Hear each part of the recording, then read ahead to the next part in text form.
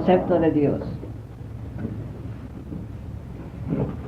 Desde tiempo inmemorial, la controversia acerca de la naturaleza de Dios sigue ininterrumpidamente. Algunos dicen que Él es infinito, absoluto, sin forma, eterno e inconcebible por la mente humana. Pero otros sostienen que, si bien con cualidades infinitas, tiene forma y aunque es todo penetrante, tiene una morada propia. Otros más declaran que no se puede decir de Él que sea absoluto e infinito, sino que está más allá de todo concepto.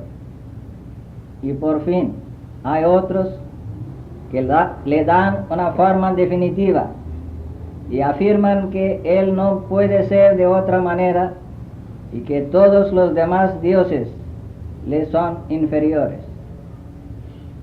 Simultáneamente, una parte de la humanidad ha sostenido que no hay un ser como tal, que todo esto es superstición de la débil mente humana y debe ser superada.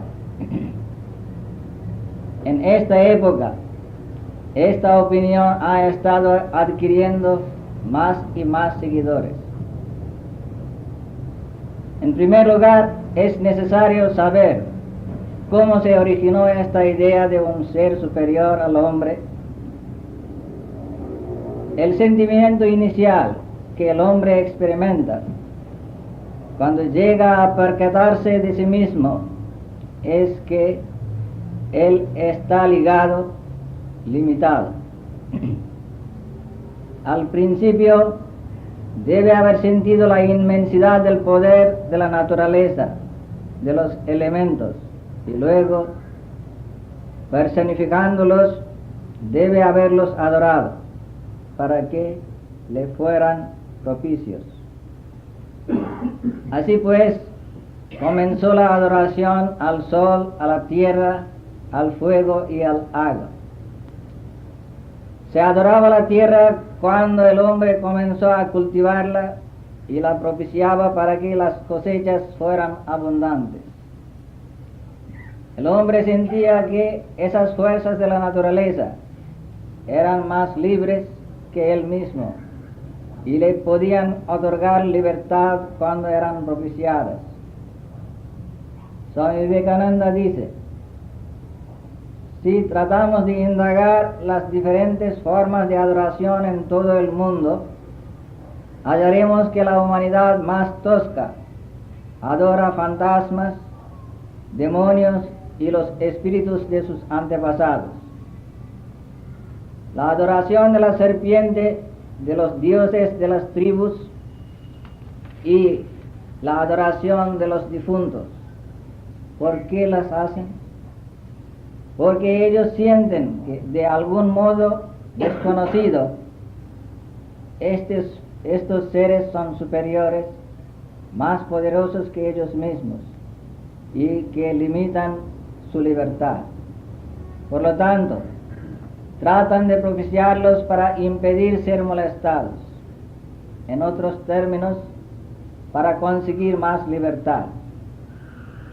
También tratan de ganar el favor de estos seres superiores para lograr dones que deberían lograr por su propio esfuerzo.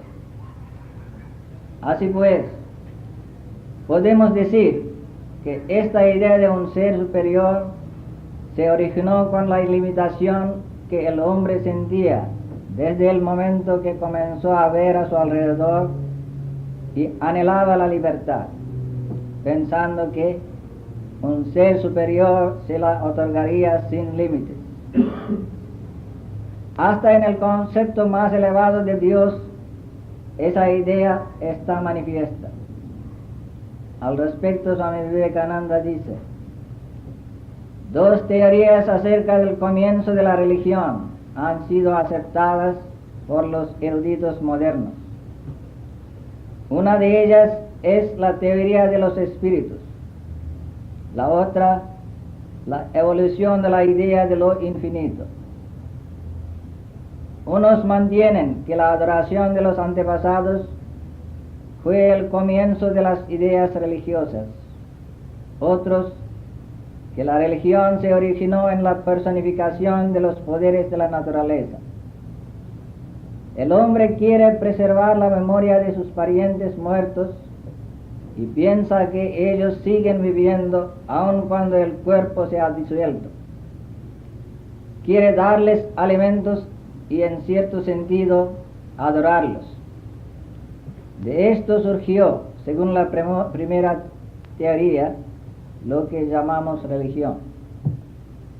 Estudiando las religiones de los antiguos egipcios, babilonios y de las antiguas razas de América, hallamos claros indicios de esta adoración a los antepasados como el principio de la religión.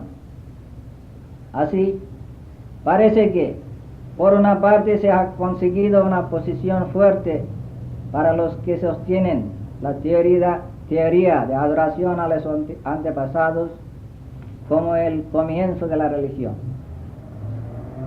Por otra parte, hay eruditos que, estudiando la literatura antigua de los arios, muestran que la religión se originó en la adoración de la naturaleza. Aunque en la India hallamos pruebas de la adoración a los antepasados en todas partes, sin embargo, en los libros más antiguos no se encuentra ningún indicio al respecto. En el Rig Veda, el registro más antiguo de la raza aria, no hallamos rastros de esto. Los eruditos modernos piensan que lo que se encuentra allí es la adoración a la naturaleza. La mente humana parece luchar para asomarse detrás de las escenas naturales. El alba, el crepúsculo, el huracán, las fuerzas gigantescas y estupendas de la naturaleza, su belleza, han causado ansiedad en la mente humana y ella aspira a atravesarlas, a comprender algo de sus misterios. En esta lucha, cierta gente asigna a estos fenómenos atributos de personas, dándoles almas y cuerpos, a veces hermosos, otras veces trascendentes. Cada tentativa termina en que estos llegan a ser abstractos, sean personalizados o no. Lo mismo se encuentra en los antiguos griegos. Toda su mitología es simplemente esta adoración a la naturaleza abstracta. En este punto de vista, es decir, que la religión tiene su origen en la personificación de los poderes de la naturaleza, también se encuentran razones muy fuertes. Estas dos opiniones, aunque parezcan contradictorias, pueden ser conciliadas sobre una tercera base, dice Swami Vivekananda, que a mi parecer es el germen real de la religión. Y a esto propongo llamar la lucha para trascender las limitaciones de los sentidos. El hombre busca los espíritus de sus antepasados, los espíritus de los difuntos, es decir, quiere lograr una vislumbre de lo que hay después de la muerte y desea comprender la fuerza oculta en los fenómenos estupendos de la naturaleza. Cualquiera que sea el caso, una cosa es cierta: el hombre trata de trascender las limitaciones de los sentidos. No puede quedar satisfecho con ellos, quiere ir más allá.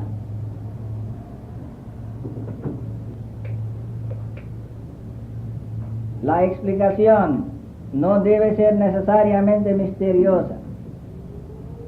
Continúa Swami Vivekananda. A mí me parece muy natural que esa primera vislumbre de la religión llegue a través de los sueños. El hombre bueno puede adquirir la primera idea de inmortalidad a través de los sueños. ¿No es un estado maravilloso? Sabemos que los niños y las mentes incultas hallan muy poca diferencia entre el estado de ensueño y el estado de vigilia. ¿Qué puede ser de más natural comprensión que el hecho de que incluso durante el estado de ensueño, cuando el cuerpo está aparentemente muerto, la mente siga con sus trabajos intrincados? ¿Qué hay para asombrarse en que la gente de inmediato llegue a la conclusión de que cuando el cuerpo se haya disuelto para siempre, los mismos trabajos continúen? Esto, a mi parecer, sería una explicación más natural de lo sobrenatural, y a través de esta idea de ensueño, la mente humana sube a conceptos más y más elevados. Por supuesto, en el curso del tiempo, la mayoría de la humanidad descubrió que esos sueños no son verificados en su estado de vigilia, y que no es que durante el estado de ensueño se tiene una existencia nueva, sino simplemente que se recuerda las experiencias del estado de vigilia. Continuando, Swami Vivekananda dice: pero ya la búsqueda había comenzado y hacia adentro de sí mismo, y el hombre siguió investigando más profundamente en los diferentes estados de la mente y descubrió etapas superiores a la de ensueño y a la de vigilia. Así pues, todas las religiones declaran que la mente humana en ciertos momentos trasciende no solamente las limitaciones de los sentidos, sino también el poder de razonar. Entonces llega a enfrentarse cara a cara con los hechos que nunca podría haber sentido ni haber razonado. Todas las religiones del mundo aceptan la pura unidad abstracta, ya sea como presencia de un ser omnipresente, como una personalidad abstracta llamada Dios, o como una ley moral que yace detrás de toda existencia. Refiriéndonos a lo citado anteriormente, es decir, a que el hombre busca ganar el favor de los seres superiores para conseguir dones de estos, los que deben ser adquiridos por el esfuerzo personal, llegamos a la conclusión de que el mundo entero espera un milagro. Esa esperanza nunca nos deja, y aunque tratemos de no hacerlo, por fuerza estamos corriendo detrás de lo milagroso y extraordinario. ¿Qué es la mente sino la indagación incesante del significado y misterio de la vida?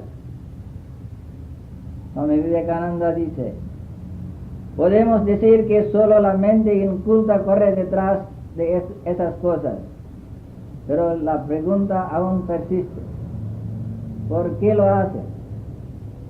Porque el hombre no puede tener completa satisfacción en este mundo de los sentidos.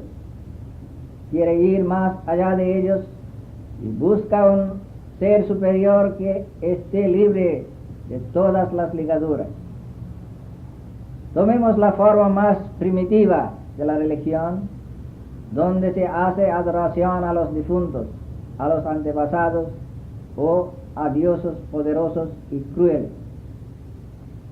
¿Cuál es la idea predominante acerca de esos dioses y antepasados que son superiores a la naturaleza y no están limitados por restricciones? El adorador sin duda tiene ideas circunscriptas de la naturaleza.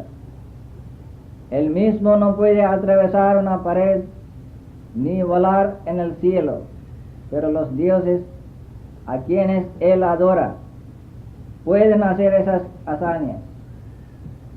¿Qué significa esto filosóficamente? Allí se encuentra la aserción de la libertad de los dioses a quienes él adora. Son superiores a la naturaleza como él la conoce. Lo mismo es cierto en cuanto a los que adoran a los seres aún superiores.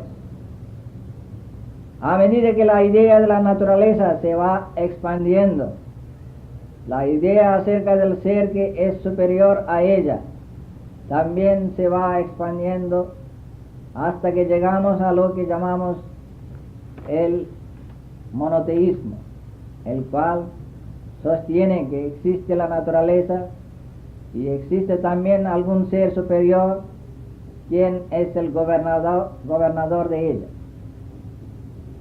A medida que el hombre evolucionó y comenzó a pensar profundamente, la idea de Dios también evolucionó. Se lo concibió como una persona sentada en alguna parte en los cielos, infinitamente misericordioso y que bendice a los justos. Un solo Dios omnipresente y omnipotente reemplazó a los muchos dioses. En otras palabras, el monoteísmo llegó a prevalecer. Ahora bien, la mayoría de la gente no puede ir más allá de esta idea, aunque tenga en sus escrituras indicios que muestran ideas superiores. Bueno, no es nada malo, no podemos culparlos, pero es patético que se haga pose de ser todo conocedores y dogmáticos y empiecen a condenar todo otro pensamiento, todo otro sentimiento, toda otra religión que no sea la propia, diciendo que es digna de ser echada al fuego. Porque como dijo Jesucristo, de oído oiréis y no entenderéis, y viendo veréis y no percibiréis. Además, por esas condenas, ellos no solamente exponen su intolerancia a una segunda religión, sino que también exponen la falta de profundidad, simpatía y sensibilidad y el miedo para ir más allá de las limitaciones que ellos mismos han creado. Ahora vamos a seguir con el tema. El concepto de Dios es un elemento fundamental de la constitución humana. El hombre anhela la libertad y ese anhelo lo ha llevado a concebir la idea de un ser absolutamente libre. Esta idea de un Dios personal que mora en los cielos está bien para la gente común, pero los sabios hindúes no quedaron satisfechos con esa posición. Persistieron en su búsqueda y avanzaron más. Declararon: bueno, Dios tiene una morada. Sin embargo, Él tiene una morada en cada uno de nosotros. Más aún, somos partes de Él. La naturaleza también es una parte de Él. Justo como un hombre tiene una alma y un cuerpo, asimismo, todo el universo, incluyendo a todos los seres vivientes, son su cuerpo, y Él es el alma del universo. En esta idea también la gente se hacía a un Dios personal. Pero hubo sabios que no quedaron contentos con esa idea. Esta explicación de que existe un ser más allá de las manifestaciones de Maya, la gran ilusión o naturaleza, que nos atrae hacia sí mismo y hacia el cual todos nosotros estamos yendo, es muy buena, dice el Vedanta. Sin embargo, la percepción todavía no está clara. Es tenue, aunque directamente no contradice a la razón. La idea de que la meta está lejos más allá de la naturaleza, atrayéndonos hacia ella, debe ser traída más y más cerca sin degradarla. Los sabios, por lo tanto, sin darse por vencidos, lucharon hasta llegar a la última palabra del Vedanta. Aquel a quien los sabios habían estado buscando en todos los lugares está en nuestro propio corazón. La voz que ellos oyeron era cierta, dice el Vedanta, pero la dirección de donde la suponían emanar era equivocada. El ideal de libertad que concibieron era cierto, solo que lo proyectaron fuera de ellos y esa fue su equivocación. Trajeronlo más y más cerca hasta que descubrieron que estuvo todo el tiempo dentro de ellos mismos, que es el ser de nuestro propio ser. Esta es la última palabra del Vedanta, que somos Brahman y nuestro ser es idéntico al ser supremo, la idea del único sin segundo. El Dios en los cielos se convirtió en Dios en la naturaleza y Él en la naturaleza se transformó en Dios que es naturaleza, y el Dios naturaleza llegó a ser el Dios que está en este templo del cuerpo, y el Dios que mora en el templo del cuerpo al final se convierte en el templo mismo, llega a ser el alma y el hombre.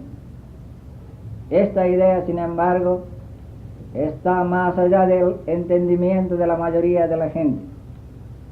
Si alguien dice, tú y yo somos Dios, o Atman es Brahma, el hombre común quedará estupefacto al oír lo que él considera una blasfemia. Es una idea muy profunda que la mayoría de la humanidad o confundirá o tratará de ridiculizar. En las enseñanzas de Jesús también encontramos esos conceptos acerca de Dios. A la multitud, Él habló de el Padre que está en los cielos, y a sus íntimos discípulos enseñó, el reino de los cielos está en vosotros. Así vemos que Dios es personal e impersonal. Como persona se lo concibe como Padre o Madre divino, o como los hombres perfectos, como las encarnaciones divinas, por ejemplo, Krishna, Buddha, Jesús, etc. Hay tantos conceptos de Dios según la inclinación de la raza y ambiente y disposición individual. Sin embargo, vemos que cada persona quiere que se acepte lo que ella misma considera como verdad. Pero debemos preguntarnos cuando predicamos una teoría, especialmente sobre religión o Dios, ¿qué derecho tenemos para condenar a los demás o forzarlos a aceptar nuestras opiniones? Los fanáticos no tienen paciencia para reflexionar sobre esto. Ahora bien, tenemos tantos conceptos de Dios. ¿Cuál es entre ellos el verdadero? ¿Cuál es la salida de este laberinto de conceptos? ¿Cuál de ellos debe seguir el hombre común? ¿Están equivocados los grandes sabios? Si no lo están, ¿a quién se debe seguir? Ese es el dilema del hombre común. Pero para el hindú,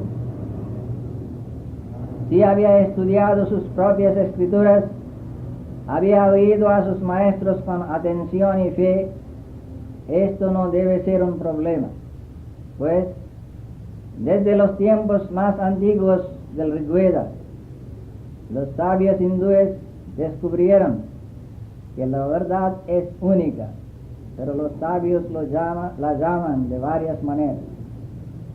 Por cualquier nombre que se lo llame, el Ser Supremo es uno y el mismo. Más tarde también hallamos esta idea repetida una y otra vez. En el Bhagavad Gita encontramos este pasaje: el que me adora a mí, el Señor, en cualquier forma que sea, a Él yo llego en esa forma elegida. Pues, oh Arjuna, toda la gente recorre solo mi sendero. Un devoto y poeta cantó: oh Señor, los hombres se dirigen a ti por medio de diferentes senderos, sean derechos o torcidos, debido a sus tendencias diferentes. Sin embargo, solo tú eres la meta final de todos los hombres, así como el océano es para los ríos. Sri Ramakrishna, por sus realizaciones, verificó esta verdad y luego, en su estilo inimitable, enseñó: así como la gente que habla distintos idiomas llama al agua que se saca del estanque Jal, Pani, Water, etc., del mismo modo, según las distintas tendencias del hombre, él se dirige hacia Dios como Brahman, Alá, Krishna, Kali, Jesús, etc. Así pues, es un error ser dogmático acerca de cualquier concepto de Dios. Aquellos que insisten en que Dios puede ser solamente como ellos lo consideran, consciente o inconscientemente, ordenan a Dios. ¿En qué situación embarazosa debe encontrarse ese Dios? ¿No piensan ellos que se están enseñoreando con Él? Si Dios fuera una persona tan débil como para oír los mandatos de una comunidad cuán grande y poderosa que sea, ¿no sería mejor que los dioses de las tribus concebidos en las primeras etapas de la historia de la humanidad? Sin embargo, ¿por qué la gente persiste en sus nociones considerándolas correctas? En una palabra, no se preocupan por llegar a Dios. Se dedican a todas las otras cosas excepto a Dios. Por eso hay conflicto y querellas, disputas y matanzas sobre lo que es cierto acerca de las formas exteriores y maneras de adoración. Antes de tratar la cuestión de cuál es el sendero que uno debe elegir entre los muchos conceptos, es necesario que consideremos la naturaleza propia de nosotros mismos. El hombre es hombre porque puede pensar. Entonces, ¿por qué debemos rebajarlo a la categoría del ganado, imponiéndole nuestras ideas? La constitución de cada ser humano es diferente. Dos personas no son exactamente iguales incluso en la apariencia física. El hombre es hombre porque puede pensar. Entonces, ¿por qué debemos rebajarlo a la categoría del ganado, imponiéndole nuestras ideas? La constitución de cada ser humano es diferente. Dos personas no son exactamente iguales incluso en la apariencia física. El ser humano nace en este mundo con un fardo de tendencias y nunca con tabla rasa. El mismo hecho de que los seres nazcan es debido al ímpetu de los resultados de las acciones en las vidas pasadas, y según estas están formados los temperamentos, dicen las escrituras sagradas hindúes. Ellas hablan de tres gunas o constituyentes de la naturaleza, a saber, sattva, que produce el equilibrio, rajas, que engendra actividad, y tamas, que produce inercia. Y según el predominio de estos constituyentes, La naturaleza del hombre es tranquila, activa o inerte, pues según la naturaleza de cada uno, así es su fe. Y el carácter del hombre se desarrolla de acuerdo con su fe. Por lo tanto, como es su fe, así es el hombre. Si un hombre tiene que progresar realmente, debemos dejarlo desarrollarse en su propia manera, de acuerdo con su propia naturaleza. Lo que otro puede hacer por él, si es posible, es solo ayudarlo a progresar en su manera y nunca interfiriendo con su propio ideal o condenando lo que ha estimado toda su vida.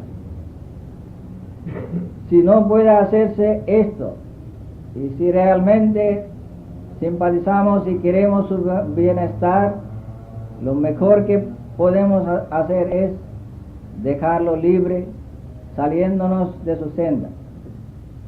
El estudio de lo que Sri Ramakrishna enseñó, reprendiendo e instruyendo a M, el autor del Evangelio de Sri Ramakrishna, nos beneficiará en nuestro desarrollo espiritual. M, imbuido de la idea de que la adoración a la imagen no es un modo apropiado al principio de su contacto con el maestro Sri Ramakrishna, quiso arguir este punto diciendo: aunque Dios tenga forma, seguramente Él no es la imagen hecha de arcilla. Sri Ramakrishna, interrumpiéndolo, dijo: pero ¿por qué de arcilla? Es una imagen de espíritu. M no podía comprender bien el significado de esa frase, imagen de espíritu, y por lo tanto siguió discutiendo. Pero señor, uno debe explicar a los que adoran a la imagen hecha de arcilla de que eso no es Dios, y que mientras la están adorando, bien deben tener a Dios en vista y no a la imagen hecha de arcilla. No se debe adorar la arcilla. Ramakrishna contestó severamente: ese es un hobby de vosotros, gente de Calcuta, dar conferencias y traer a los demás a la luz. Nadie jamás se detiene a considerar cómo conseguir la luz para sí mismo. ¿Quiénes sois vosotros para enseñar a los demás? Aquí, cuando Sri Ramakrishna se refiere a la gente de Calcuta, quiere decir gente que está imbuida de ideas modernas, como por ejemplo que la adoración de la imagen es idolatría, etc. Haremos más daño que bien con esa interferencia. Sri Krishna dice en el Bhagavad Gita: no creéis confusión en la mente de los ignorantes que están apegados al trabajo, pues un sabio debe animarlos con su propio ejemplo de estar siempre ocupado. Aquí el trabajo a que se refiere Sri Krishna puede ser los sacrificios que hacían antiguamente para propiciar a los seres celestiales, pero lo mismo es válido en esta época, pues trabajando de una manera inegoísta, sin ningún motivo personal, la mente humana se purifica, y en esa mente el valor de las cosas se hace más y más claro, hasta que llega a conocerse la verdadera naturaleza de las cosas. Asimismo, cualquiera sea la idea de una persona acerca de Dios, llegará a la verdad si es sincera.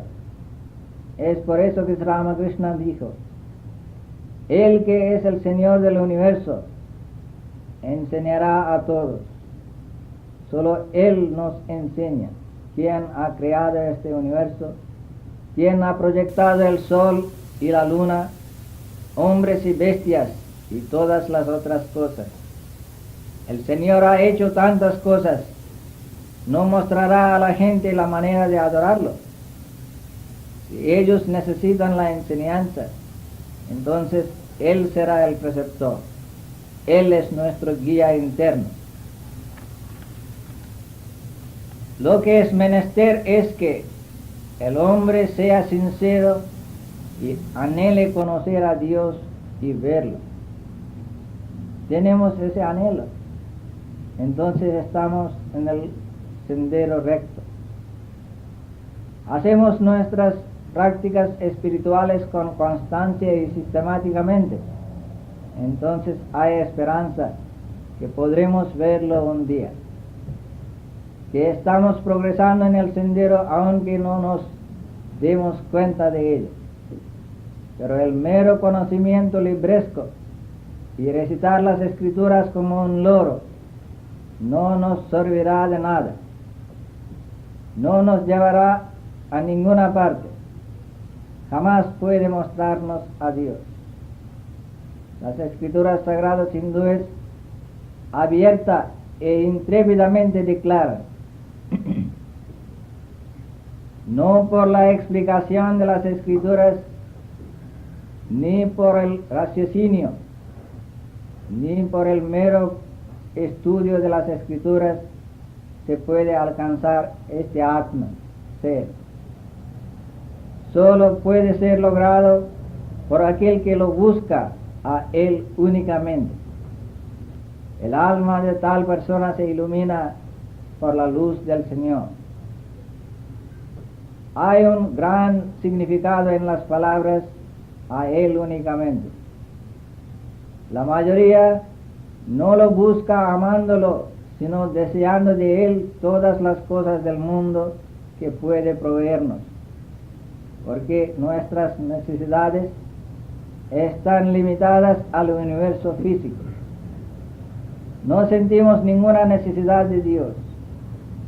Solo cuando uno realmente siente esa necesidad de verlo, de tener comunión íntima con Él, solo entonces Él se revela al aspirante. En el mundo hay mucha gente que busca a Dios por diferentes motivos, como por ejemplo tener alivio de sus sufrimientos, tener hijos, riqueza, renombre, fama y cosas por el estilo. Son pocos los que buscan a Dios por Él. Por eso el Upanishad dice, a Él únicamente. Esto significa que no se debe albergar ningún pensamiento en la mente que no sea de Dios, pronunciar ninguna palabra salvo acerca de Él, y no hacer ninguna acción que no sea dedicada a Él. Y esto debemos hacerlo no solamente por un día ni por un año, sino hasta que lo encontramos. Puede ser esto logrado de repente, mediante la constancia de la mente dirigida hacia un solo objeto y por la larga, continua, sistemática práctica regular, uno logra un poco de concentración. Entonces, ¿cuánta práctica no debemos hacer para tener ese anhelo de buscar a Dios únicamente?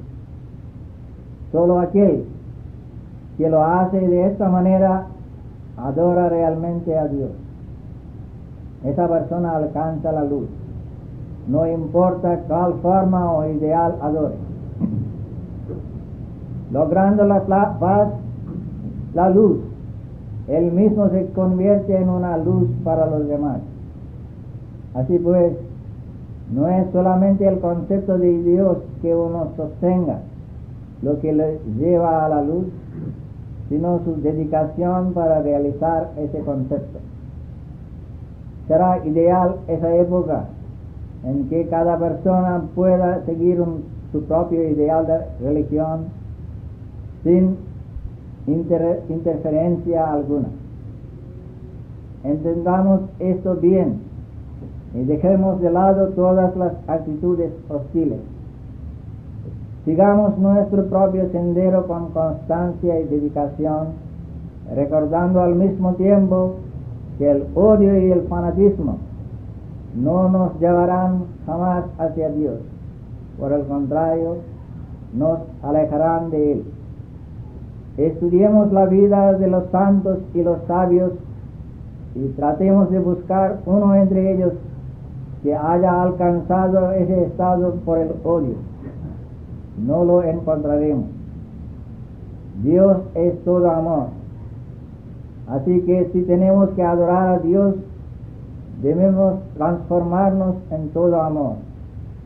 Y solo entonces la adoración será fructífera. Vamos a resumir. Varios son los conceptos de Dios. Él es personal e impersonal. El hombre que todavía se aferra a sus comodidades físicas puede avanzar concentrándose en Dios personal. Solo aquella persona que ha trascendido la atracción hacia todas las cosas del universo, hasta hacia su propio cuerpo, puede pensar en Dios impersonal. En ambos casos, el devoto piensa que Él es eterno, inmutable, misericordioso, proyector de este universo, su sostén, y Él es el destino de todo lo creado. Según el país y el ambiente, se lo adora por distintos nombres. Sin embargo, en realidad, Dios es único. Es existencia, conciencia y dicha absoluta. Por lo tanto, no debemos criticar a ninguna religión, ni imponer nuestros conceptos de Dios sobre otros. Si podemos, debemos ayudar a los demás según su propia naturaleza y propio modo de pensar. Si no podemos hacerlo, debemos apartarnos de él, bendeciéndole para que logre éxito en sus esfuerzos. Que Dios nos dé comprensión. Piensa que ellos siguen viviendo aun cuando el cuerpo se ha disuelto. Quiere darles alimentos y en cierto sentido adorarlos.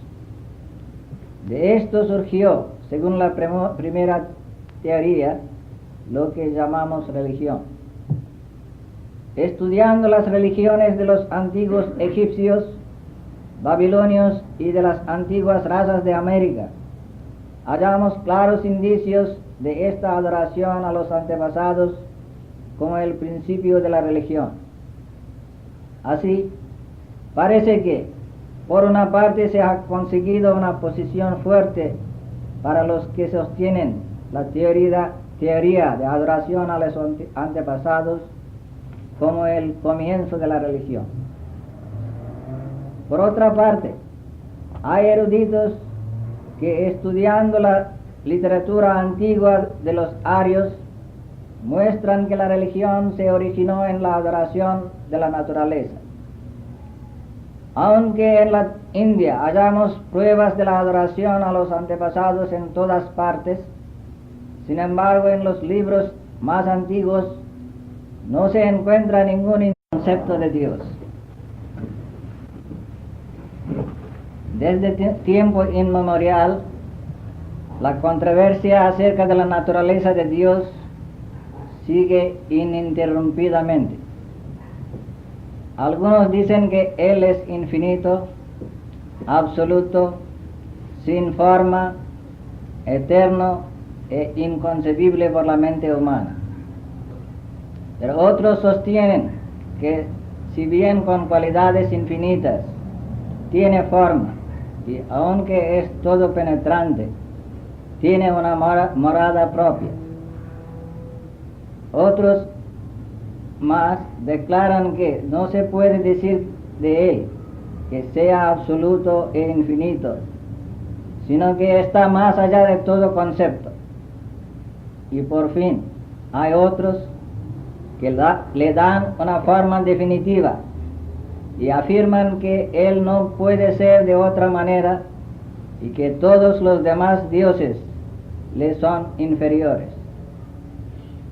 Simultáneamente, una parte de la humanidad ha sostenido que no hay un ser como tal, que todo esto eran lograr por su propio esfuerzo.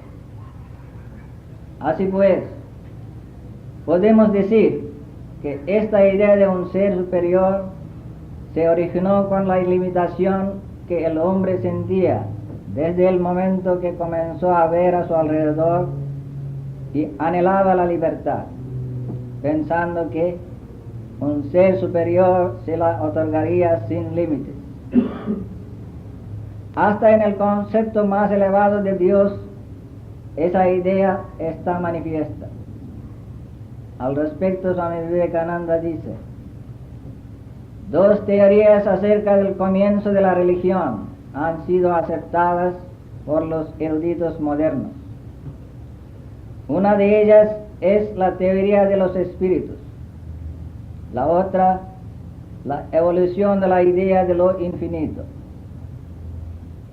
Unos mantienen que la adoración de los antepasados fue el comienzo de las ideas religiosas. Otros, que la religión se originó en la personificación de los poderes de la naturaleza. El hombre quiere preservar la memoria de sus parientes muertos y presentía que esas fuerzas de la naturaleza eran más libres que él mismo y le podían otorgar libertad cuando eran propiciadas. Swami Vivekananda dice: si tratamos de indagar las diferentes formas de adoración en todo el mundo, hallaremos que la humanidad más tosca adora fantasmas, demonios y los espíritus de sus antepasados. La adoración de la serpiente, de los dioses de las tribus y la adoración de los difuntos. ¿Por qué las hacen? Porque ellos sienten que de algún modo desconocido estos seres son superiores, más poderosos que ellos mismos y que limitan su libertad. Por lo tanto, tratan de propiciarlos para impedir ser molestados. En otros términos, para conseguir más libertad. También tratan de ganar el favor de estos seres superiores para lograr dones que debería ser superstición de la débil mente humana y debe ser superada. En esta época, esta opinión ha estado adquiriendo más y más seguidores. En primer lugar, es necesario saber cómo se originó esta idea de un ser superior al hombre. El sentimiento inicial que el hombre experimenta cuando llega a percatarse de sí mismo es que él está ligado, limitado. Al principio debe haber sentido la inmensidad del poder de la naturaleza, de los elementos, y luego, personificándolos, debe haberlos adorado para que le fueran propicios. Así pues, comenzó la adoración al sol, a la tierra, al fuego y al agua. Se adoraba la tierra cuando el hombre comenzó a cultivarla y la propiciaba para que las cosechas fueran abundantes. El hombre